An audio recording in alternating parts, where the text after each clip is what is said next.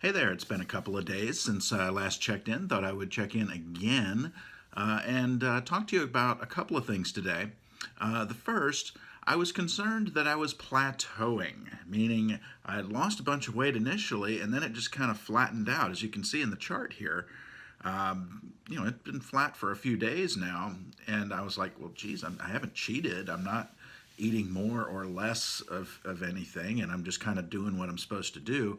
And again, I'm doing this based on the data, and the data is showing a flat line for a while. I'm like, was that normal? Should I have done? Anyway, I posted into the keto Reddit forum. NSNG has a Reddit forum, but it's not, there's not that many people in it because I guess NSNG is not as popular, or at least as mainstream, known in the mainstream as keto. So I posted in the keto thing saying, is this normal? Am I, seeing this flat line? Is that good or bad? Or should I be kickstarting something, what have you?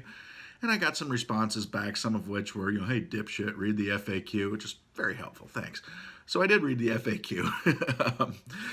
And sure enough, they said plateaus are normal. And, also, hey, guy, you're 20 days in, you've lost 16 pounds.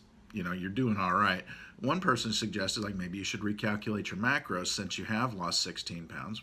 Okay, that's a helpful suggestion, so I did. And I have a new set of macros, which I told you last time about an app that I was using. I have since stopped using it because, again, I don't like something that's too much work. I'm back to MyFitnessPal. As much as I hate the free version with all the premium prompts and stuff, it seems to be the most comprehensive database of food. And that, I'm not really as much looking for it to suggest food as much as I'm saying, here's what I've eaten, calculate it up, and tell me how close or far away from my target macros am I. The other thing I wanted to show you was I am taking some supplements along with this. So I've decided that in order to really kickstart the keto thing, because I haven't done like the blood tests or the piss strips or whatever to see if I'm actually in ketosis. I'll probably get to that point at some point, but I'm not really that maniacal about confirming that just yet. But I did try some things. I went and picked up some MCT oil, and I'm doing 2 tablespoons a day of that. I'm doing 1 tablespoon in my coffee in the morning. I'm doing 1 tablespoon in my tea at night, and so that MCT oil is designed to kind of kickstart the ketosis process. Or at least encourage the ketosis process. And you can look it up on Wikipedia or whatever and get the details on what it is. Don't come to me for details on any of these chemical things or any of that sort of thing, because you will be sorely disappointed in my definitions of stuff. But some other things that I'm taking, just so you know, to make sure that I'm getting the full amount of vitamins that I'm supposed to be getting, I am taking, let's get that exposed correctly. I'm taking some 1-a-day vitamins that are just, it's a multivitamin. It's got, pretty much every vitamin you could possibly need in here. And I'm taking that just in case I miss something. Like if I don't get enough greens one day or what have you, I want to make sure that I get all my vitamins in. The other thing I'm taking is what's called the B complex. I think I mentioned this before. Is this, if you look it up, is something that's also something that encourages the conversion of fat to energy process. It does not directly convert fat to energy, but it encourages the process, kind of clears the slate and gets things ready for that.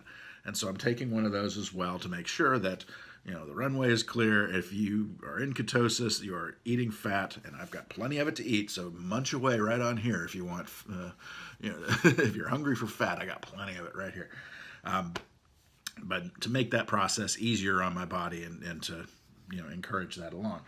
It has nothing to do with ketosis whatsoever or any of that sort of thing. But biotin, Biotron. I don't know if you're a Micronuts fan or not, but Biotron was kick-ass in Micronuts. Anyway, gummy bears. But biotin, what it promotes is hair growth and fingernail growth and things like that. And I don't know if you can tell, but my hair is a bit thin. And I thought, well, can't hurt. I mean, if I'm working on the rest of my body with the ketosis thing, I might as well work on some areas that could use a little help as well. And who knows, it could be complete bullshit. We'll see. Biotin, we'll try it out. I've got a whole big old jug of it here, so we'll get through the jug and see if anything happens to the hair. And speaking of which, I'll put up my chart again. And as you can see, these are the results. This is real world what's happening. My target in this initial phase was to get down to 250. Doesn't look like I'm going to make it unless unless I lop off at a limb or something. But you'll at least see, and that's, I'm going to share the data whether I succeed or fail. I'm going to share the data, and at the end of this initial 30-day period, which ends on the 22nd of October, I will make a determination on, okay, is this a bullshit fad diet, or is this something that could turn into a lifestyle? Is it easy or hard to stay on it? Make your determination. But I'm going to do it based on the data. That's what I've promised you at the beginning, and that's what I will deliver. And if you believe nothing else, believe this. I am a very sedentary person. I am overweight.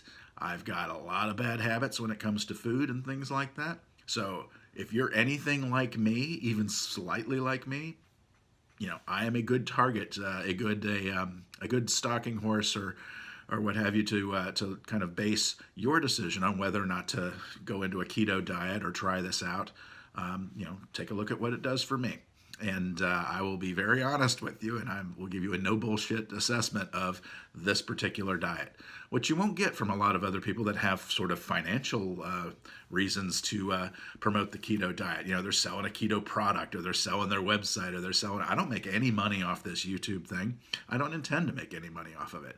What I'm doing this for is sort of a personal and scientific and social experiment to say, hey, I'm going to share my journey, and you're welcome to come along with it, ask some questions along the way, and we'll both learn something together at the end of it. And if it helps you out in your personal life, great, that's awesome. If it helps you say, yeah, I want to get on this diet and give it a try, great, go for it. If it helps you go, yep, that's not the diet for me, I'm going somewhere else, that's perfect as well. I don't see a dime from that, and that's not what I'm in it for. I'm in it to be the purveyor of information. Look at me as the purveyor of information. And as long as we have that kind of relationship, I think we're going to be just fine. Thank you again for watching. It's great to go along on this journey with you here. And if you have any questions at all, there's the email address. Please hit me up, and I'd be happy to answer them, or leave comments in the comment section below, and I'll answer them there. Until then, until next time, thanks for watching. We'll see you again. Bye-bye.